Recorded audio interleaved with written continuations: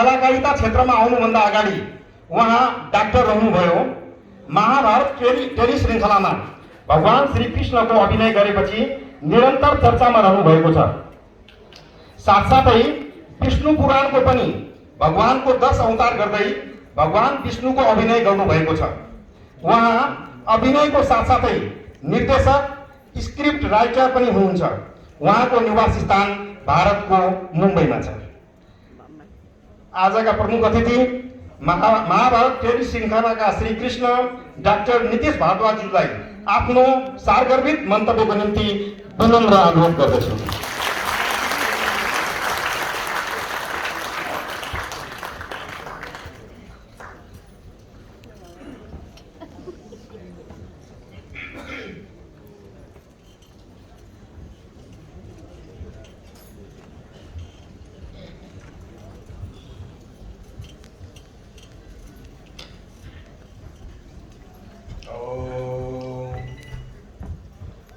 दक्षिणास्य समारंभा शंकराचार्य मध्यमा अस्मद् आचार्य पर्यंता स्मर्याद गुरु परंपरा। भगवान पशुपतिनाथ जी का जो गुरु स्वरूप है उसे हम वेदांत में भगवान दक्षिणामूर्ति कहते हैं। उनको सर्वप्रथम नमस्कार। मध्यकाल में सनातन हिंदू दर्शन में जितने मत प्रवाह आए थे उनमें उनके कारण कुछ संभ्रम की स्थिति लोगों के मन में अध्यात्म को लेकर जो जगी थी, उस सारे संभ्रम को दूर करने वाले अद्वैत वेदांत के दर्शन के माध्यम से सारे मत प्रवाहों को सनातन दृष्टि देने वाले अद्वैत वेदांत के प्रणेता भगवान श्री आदि शंकराचार्य जी को नमस्कार। और मेरे गुरु चित्रापुर सारस्वत मठ के स्वामी सद्योजात शंकराश्रम, इनको नमस्कार। और ये सारी गुरु परंपरा को नमस्कार करते हुए आज उस गुरु शक्ति के कारण मैं आज यहाँ पर खड़ा हूँ। यहाँ मंच पर उपस्थित स्वामी जी, आचार्य भट्ट जी और सारे महानुभाव जो समर्पित जीवन का प्रतिनिधित्व करते हैं, अपने आदर्श उदाहरण से अपने जीवन के, आप सबको भी मेरा बहुत बहुत नमस्कार। आज मैं यहाँ आएर धेरै खुशी छु, धेरै खुशी। चौथी बार आ रहा हूँ। पहली बार जब मैं स्कूल में था तो मेरे मामा जी यहाँ पर CPWD के चीफ इंजीनियर थे, तो बहुत घूमे। उनके माध्यम से भारत सरकार के सहयोग से जितनी रोड्स बन रही थी, पुल बन रहे थे, तो वो सब देखा। दूसरी बार आया तब मैं पशु चिकित्सक की ट्रेनिंग ले रहा था, मित्रों के साथ आया, पाटन देखा, बूढ़ा नीलकंठ तक गया। तीसरी बार जब आया तो मेरे गुरुजी के साथ, स्वामी जी के साथ पशुपतिनाथ जी के दर्शन करके यहाँ से कैलाश मानसरोवर की यात्रा पर गया था 2001 में, मई के अंत में, जून के शुरुआत में। और आज ये चौथी बार आया हूँ और आदरणीय भट्ट जी के कारण आज इतना अद्भुत दर्शन भगवान पशुपतिनाथ जी का हुआ है। आत्मा मेरी तृप्त हो गई। इसलिए मैंने ये कहा कि धेरै खुशी छु, धेरै खुशी। और उससे भी अधिक प्रसन्नता इस बात की है जो परोपकार की भावना से अभी आप लोगों ने जो दर्शन दिया है। मैं भी वनवासी कल्याण आश्रम से जुड़ा हूँ। प्रथम जब मैं भारतीय संसद में सांसद बना लोकसभा में जमशेदपुर से क्षेत्र से, तब झारखंड नहीं बना था। तब बिहार ही हम कहते थे उसको। तो वहाँ वनवासी कल्याण आश्रम से प्रथम संपर्क हुआ और एकल विद्यालय के माध्यम से सारे जनजाति क्षेत्र में, वनवासी क्षेत्र में जो काम चलता है उससे मैं प्रभावित हुआ और वनवासी कल्याण आश्रम से भारत में भी जुड़ा हूँ। और पुणे जो जिला है वहाँ का एक अंतिम छोर का एक गांव है घाट घर, वहाँ 25 वनवासी बच्चों का जो स्कूल है उनका दायित्व मैंने ले रखा है और उनके घरों के माध्यम से उनको ऊर्जा देना, सौर ऊर्जा देना, प्लास्टिक के खिलाफ एक मुहिम चलाना। अभी बारिश शुरू हो जाएगी वर्षा ऋतु में, हम रेन वाटर हार्वेस्टिंग का वो सारा देना। तो एक तरह से न केवल शिक्षा परंतु उनके जीवन को ही एक उनका स्तर बढ़ाना और उनको मुख्य धारा में समाज के जो चल रहा है उससे अवगत भी कराना और उसके क्या लाभ हैं और वो नहीं करने से क्या हानि है, ये सब भी उनको बताना बच्चों को स्कूल के। ये एक तरह से दायित्व ले रखा है 25 बच्चों का। तो मैं केवल एक अनुरोध करना चाहूँगा आप में से जितने परोपकारी लोगों ने एक बच्चे का को गोद लिया है, क्या आप उसको 2 कर सकते हैं?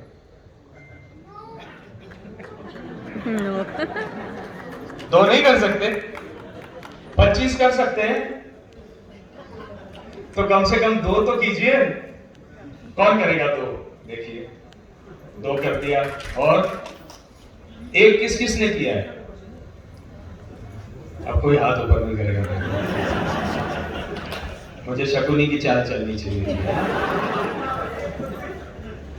अपने मन से यदि आप उसको 1 को 2 करेंगे तो बड़ी प्रसन्नता होगी।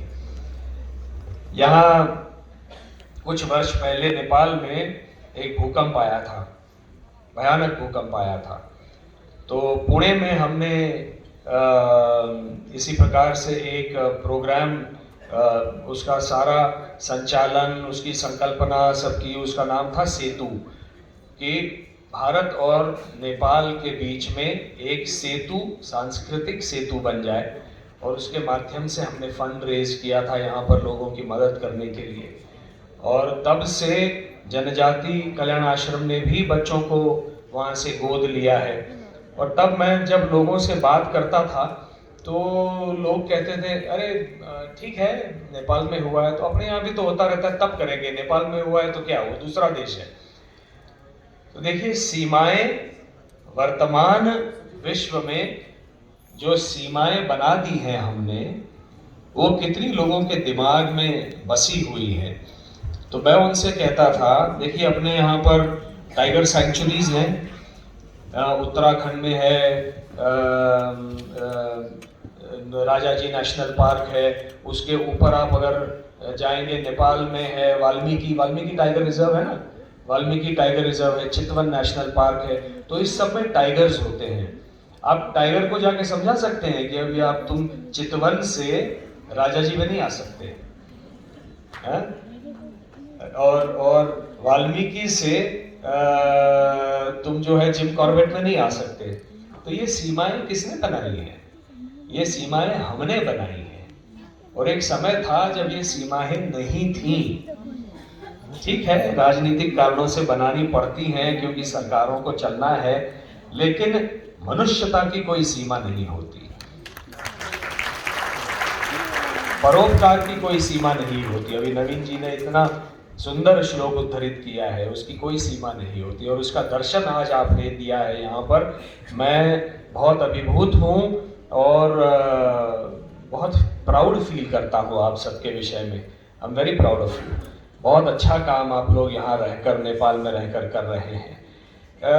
लोग हमेशा जब ऐसी विपदा आती है कहते हैं कि अरे ठीक है ये तो प्रारब्ध रहा कि ये ऐसा हो गया।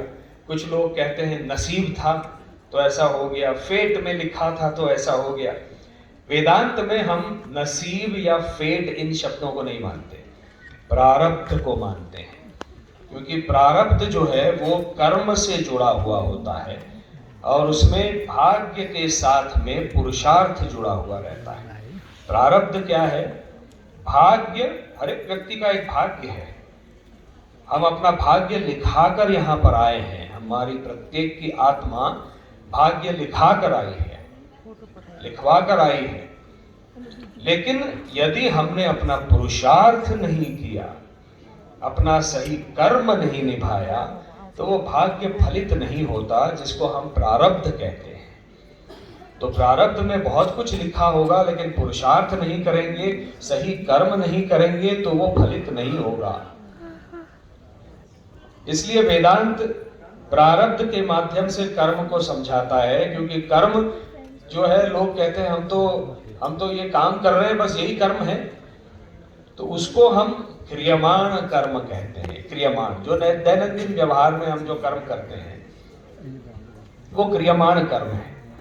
हर कर्म का फल तो मिलता है, कोई भी कर्म हम करें उसका फल अवश्य मिलता है, और यही मिलता है। जब तक वो फलित नहीं होता, हमारे सामने दिखाई नहीं देता, तो वो जो कर्म है क्रियमाण कर्म, उसको हम संचित कर्म कहते हैं। और जिस दिन वो फलित हो जाता है और उसका अच्छा या बुरा एक फल, कर्म फल हमको मिलता है, उसको हम प्रारब्ध कर्म कहते हैं।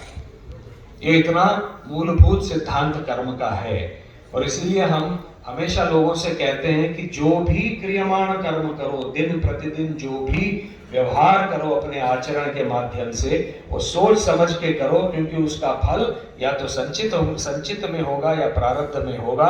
एक दिन यहीं भुगतना पड़ेगा या यहीं पर आकर उसका आनंद लेना पड़ेगा। तो सत्कर्म करो तो कर्म फल आनंद का है, वो कर्म करो तो वो जो कर्म फल है वो यहाँ भुगतना पड़ता है। फलित कब होगा पता नहीं, लेकिन यहां होता तो है। इतना सोच समझ के हम चलें। तो अर्थक्वेक जो भूकंप आया था, तो मैं हमेशा ऐसा सोचता हूं कि ये एक साथ होता है तो ये क्या होता है। तो ये हमारे गुरुजी ने समझाया कि ये सामूहिक प्रारब्ध भी होता है। सामूहिक प्रारब्ध के माध्यम से ये चीजें हम देखते हैं वेदांत में, तो समझ में आती हैं। लेकिन वहां पर अपना कर्तव्य, समाज का कर्तव्य खत्म नहीं होता कि ये प्रारब्ध की चीज हो गई, ऐसा बोल के हम आगे चले, ये खत्म नहीं होता। समाज का कर्तव्य है। और यहाँ नेपाल में आकर मैं आपके समक्ष यदि राजा जनक का उदाहरण नहीं दूं तो वो ठीक नहीं होगा, क्योंकि बृहदारण्यक उपनिषद, जैमिनीय उपनिषद, शतपथ ब्राह्मण, इतने सारे ग्रंथों में, वैदिक ग्रंथों में, जिनका नाम अजरामर हो गया है, वो राजा जनक, जानकी के पिता, बहुत बड़े परोपकारी थे, ज्ञानी थे, और उन्होंने अपना जन्म कैसे जिया एक राजा के रूप में, वो भगवान कृष्ण गीता में कहते हैं अर्जुन से कि जनक की तरह तुमको कर्म करना है। कर्मणैव हि संसिद्धिम आस्थिता जनकादय, कर्म करना है जनक राजा की तरह करना है। लोक संग्रहमेवापि, लोक संग्रह करने के लिए करना है। संपश्यम कर्तुम अर्हसि, वैसे ही तुमको करना है लोक संग्रह के लिए। राजनीति में जब भी हम कोई सभा लेते थे और पूछते थे कि सभा कैसी रही, तो लोग हमेशा कहते थे कि भाई साहब 10,000 की भीड़ थी, भाई साहब 20,000 की भीड़ थी। तो संख्या को जुटाना, अधिक से अधिक लोगों को एकत्रित करना, इसको राजनीति की भाषा में लोक संग्रह कहते हैं, लोगों का संग्रहण करना। लेकिन लोक संग्रह अध्यात्म में ये नहीं है। कितने लोगों का जीवन का स्तर आपने ऊपर लिया, कितने लोगों की मदद की, कितना परोपकार किया, कितने लोगों को सही दिशा दिखाई, कितने लोगों को सत्य के मार्ग पर आप ले आए, इसे कहते हैं अध्यात्म में लोक संग्रह।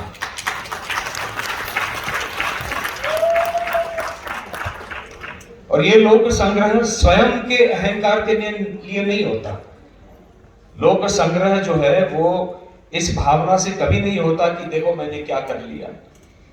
ये मुझे एक अवसर मिला है कि मैं जनता का कल्याण करूं। इस प्रकार से राजा जनक जिए।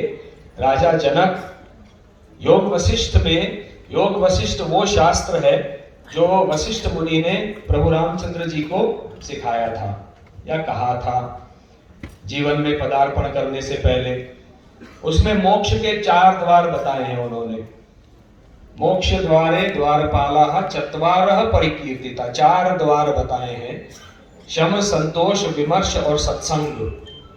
शम, हर अपनी सारी इच्छाओं का शमन करना, संतोष में जीना, विमर्श करना, कोई मन में कोई जिज्ञासा हो तो उसके ऊपर चर्चा करना, उपनिषद के माध्यम से मतलब अपने गुरुजी के चरणों में बैठकर जिज्ञासा करना, उनसे सीखना और सत्संग करना।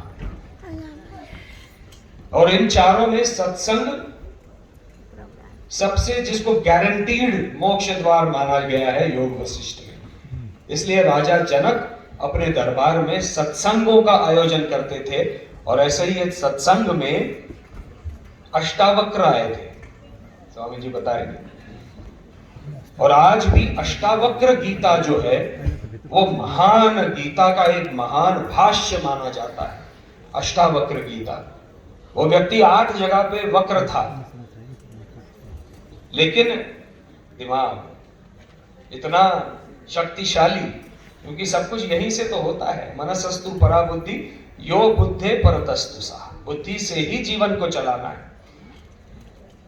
क्योंकि वो राजा जनक जानते थे यद्यत आचरति श्रेष्ठः तत्त देवेतरो जना, जैसा जैसा आचरण श्रेष्ठ पुरुष का होगा साधारण जनमानस उसका अनुसरण करेगा। इसलिए हमको उदाहरण स्थापित करना है अपने वर्तन से, अपने आचरण से। और यही कहा अर्जुन से, सयत प्रमाणम कुरुते लोकस्तद अनुवर्तते। तो जनक की तरह आज आप सब उदाहरण बने हो। जनजाति कल्याण आश्रम यही परोपकार का काम कर रहा है।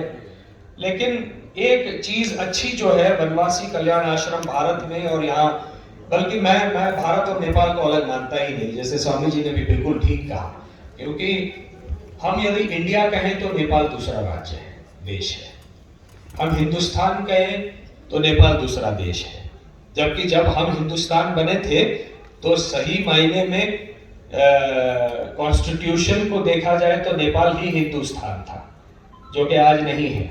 लेकिन जब हम भारत कहते हैं, भारत के महासागर में, भारतीय महाद्वीप में जितने देश आते हैं, तो पाकिस्तान तो अभी बना है तो वो भी भारत ही था, नेपाल भी था, म्यांमार भी था और श्रीलंका भी था। तो ये सब भारतीय महाद्वीप के, भारत के ही एक अंग हैं, क्योंकि यहाँ की संस्कृति और सभ्यता एक ही है। और इसीलिए इस सभ्यता से जो एक सनातन संस्कृति जन्मी है, उस सनातन संस्कृति के ही हम धरोहर हैं। हम में से प्रत्येक आज जिस भी देश में रह रहे हों। इसलिए जहां जनजाति की बात आती है, वनवासियों की बात आती है, कई सारे लोग हैं, कई सारी संस्थाएं हैं जो इन लोगों के लिए शिक्षा का काम भी करते हैं। लेकिन कुछ संस्थाएं ऐसी हैं जो कहती हैं कि यदि आप हमारा धर्म स्वीकार करो तो हम आपको शिक्षा देंगे। जनजाति कल्याण आश्रम ये नहीं करता। जनजातियों का जो धर्म है, उनका जो विश्वास है, उसको बरकरार रखते हुए, क्योंकि कन्वर्जन का जहां तक संबंध है, मैं ये समझता हूं, ये जो संकल्पना है, मैं आपको कन्वर्ट करना चाहता हूं। उसमें से 2 चीजें मुझे दिखती हैं कि सबसे पहले मैं आपकी सभ्यता और संस्कृति का अपमान कर रहा हूं कि ये तो कुछ है ही नहीं है, तुच्छ है। और मेरी जो सभ्यता है, मेरा जो धर्म है, मेरा जो फेथ है, वो सर्वोपरि है। उसके अलावा कुछ भी नहीं है। ये सही नहीं है। ऐसा है तो मैं कहता हूं कि वो चिड़िया को जाके कन्वर्ट करो, उनकी भी एक सभ्यता है। वो पंछी प्राणी जो यहाँ पर जी रहे हैं पूरे इस पृथ्वी तल पर, धरातल पर, उनकी भी एक संस्कृति है, उनकी सभ्यता है, उनकी भाषा है। वो भाषा हम समझ नहीं पाते, ये दूसरी बात, लेकिन उनकी भाषा है। आप जाकर कल को क्या उनको भी कहेंगे कि आपकी सभ्यता और संस्कृति और भाषा जो है निम्न है, तुच्छ है, और हमारा ही धर्म और सभ्यता अच्छी है, तो आप इसको ग्रहण कर लीजिए? तो ये गलत है मेरी दृष्टि में। जो जिसका, यदि आप मानवता के धर्म पर चले हो तो जिसकी जो संस्कृति है उसका सम्मान करते हुए मनुष्य के रूप में, मनुष्यता के भाव से आप उसके जीवन का स्तर ऊपर ले आए, तब आप परोपकारी मनुष्य हैं, वरना नहीं। और ये काम, एक अच्छा काम जनजाति कल्याण आश्रम करता है। मैं बहुत बहुत बधाई देता हूं। इतना समर्पण भाव मैंने सारे कार्यकर्ताओं में और पदाधिकारियों में देखा है, और आप सब जो जुड़े हैं, आप सबको आभार प्रकट करता हूं। यही काम आप ऐसा ही निरंतर आपका चलता रहे। जहां मेरी आवश्यकता पड़े मैं उपस्थित अवश्य रहूंगा। मैं मुक्तिनाथ यात्रा करने जा रहा हूं कुछ ध्यान धारणा के लिए।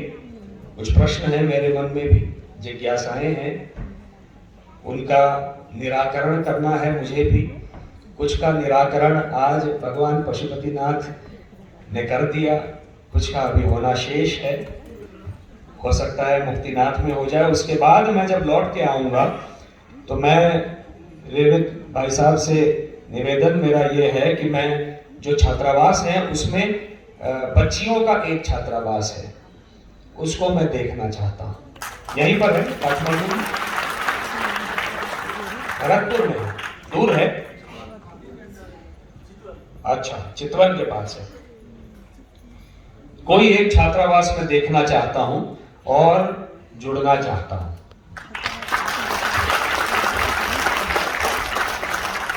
बहुत आनंद आता है, बहुत आनंद आता है। आप सबके समक्ष आज यहाँ 4 शब्द कहने में भी बहुत अच्छा लगा। ये सम्मान, ये प्रेम आपने जो दिया है वो कृष्ण को दिया है, मुझे पता है, वो मुझे नहीं दिया। लेकिन ये मेरा परम सौभाग्य है कि ये चेहरा, ये मेरा स्मितहास्य, ये मेरी आंखें, ये मेरा शरीर, स्वयं उसने स्वयं को प्रकट करने के लिए इस्तेमाल किया। इससे अधिक परम सौभाग्य किसी का क्या हो सकता है। इसलिए उनकी ओर से ये आपका प्रेम मैं स्वीकार करता हूँ, नमन करता हूँ। नमस्कार, जय हिंद, जय भारत।